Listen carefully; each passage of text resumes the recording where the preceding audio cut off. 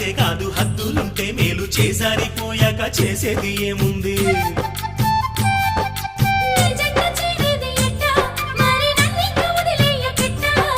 నన్నిట్ట వేధించకే ఓ భామ నీ మనసు మార్చే